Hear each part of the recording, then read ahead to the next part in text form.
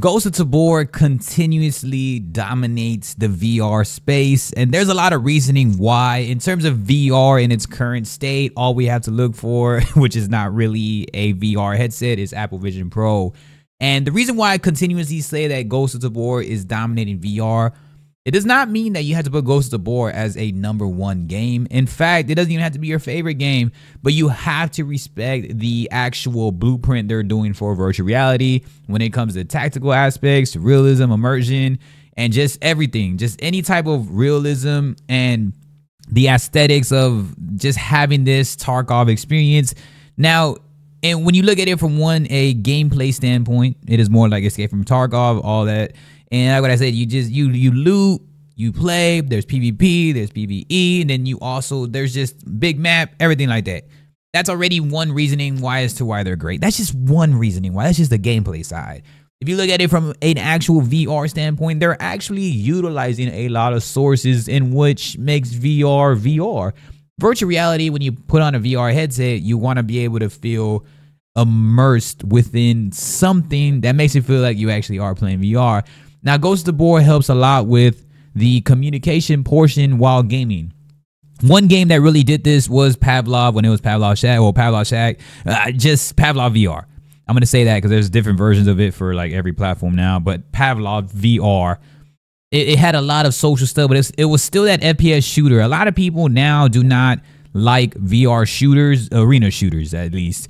And that's the reason why Ghost of Tabor is going to continuously dominate, right? When we're talking gameplay standpoints. Again, when I said not only is it immersive, not only is it has more tactical and far more of that realism effect, kind of like what you're looking at in what game is that when they have that tactical approach, Onward. So like Onward is another example also where people like that aspect, but Ghost of Tabor gives you more of the extraction phase and more of like, I gotta get food, I gotta eat, I gotta get this and heal up and all this stuff. So a little bit more in terms of if you want to feel like you're in a new reality, Ghost of Tabor is offering a new reality for us when we get into it. A new reality experience / gameplay / everything VR has to really offer in its current state, especially as a Quest standalone, is what Ghost of Tabor is doing. I'm a huge fan of this every time, and I have different variations of this video because I can't explain this enough. It's still so weird that they win VR Game of the Year, and they didn't win the Steam VR Awards. That was a weird win, but the actual VR Game Awards was Ghost of Tabor, and they are VR Game of the Year regardless, without even being an official release yet. They did announce it though, just in recent times, that they are going to have that 2024 release and officially in the Quest Store. You can get on App Lab. It's not in the Quest Store officially yet. And so with that being said, all of that stuff is just the gameplay nuance and then the experience nuance. Now let's look at it as just to what they're doing feature-wise for virtual reality. Feature-wise for virtual reality is insane because you can't get into all these things, right? It's Quest, it's PC VR. I'm sure they're going to have a PSVR 2 version. When that happens, this game is going to continuously dominate. It's already great now. And when it goes to PSVR 2 and all that, it's just going to go next level. The feature-wise, we're looking at like now the communication, the community of VR. VR has a terrible way of really connecting with community to help expand, right? VR does not have a live streaming that's simplified.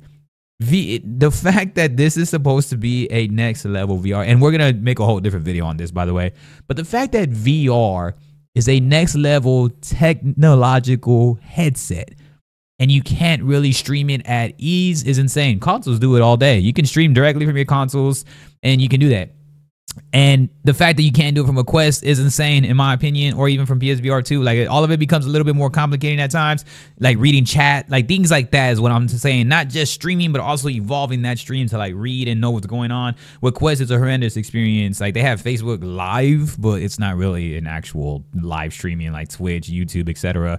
And it's not your business page. It just streams to your personal profile to show your friends like, hey guys, I'm on VR. Not enough for the awareness and the marketing of VR. So Ghost of Tabor brings features that really at least can help expand, and you could start with their community building. They are well aware, they're always involved with community, they're always doing things with the community. Next is that their trailers are off the chart. These trailers almost look like what Call of Duty provides as a full-on AAA experience, fully established franchise.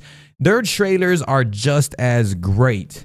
as what like Call of Duty provides in the flat screen gaming world. And that's insane for like being a VR headset, because this VR is so niche that right now, and again, people are gonna flame me for this. People hate this take that I do. VR right now is a snooze fest, which is why Tabor is gonna continuously carry VR for a while. VR right now, all we're leaning into is VR mods, games that are popular and current right now in the flat screen gaming, and we're doing flat to VR a lot, which flat to VR post is about. Now, it's not knocking that experience, but I'm saying that's our crutch as VR users to push to try to mainstream this essence. And that's just not a good look on us, because nothing's original from VR right now. It's just always like, oh, here's a flat screen. All right, we got it in VR now. Here's a VR mod for this. Oh, here's this, here's this. Although it's a cool idea, it's still not great, right? They have like the 3DS now stuff. They had just all this stuff I'm just not a huge fan of. Not because I don't like it personally, but it doesn't give us that full on. This is supposed to be evolving technology, not let's take a step back and play old games, flat screen, and make it into a mod and do this. Like, nobody in the general consumption is still gonna believe that VR is the move as we continuously do that as a whole. And I feel that's just not a great move. It is cool for those that already understand VR, the VR culture, but I'm talking about in a general consensus where you're just somebody who's average, doesn't really know about tech, and you watch VR and you're like, oh, I'm gonna watch this game flat screen right here. Here you go. Cool, but I'm just not a huge fan of it personally. At the end of the day, I don't need to explain myself. The reason why VR is where it's at right now is because it doesn't push the needle of evolving, because what it exactly is being shown.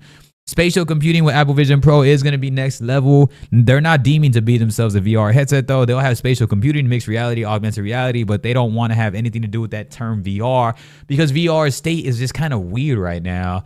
And I hate it, because I actually enjoy VR and I want it to be great, but for some reasoning, it's just not. And that's why we recycle everything that has already been done, or we have watered down versions of games that are already hugely popular. And then big creators are already like speaking their mind, saying that like, yeah, they're getting kind of exhausted of just like arena shooters. And I agree, multiplayer VR shooters, like there's a few that are great, but that's all we get in VR all day. And so that's why Ghost of War continues to win.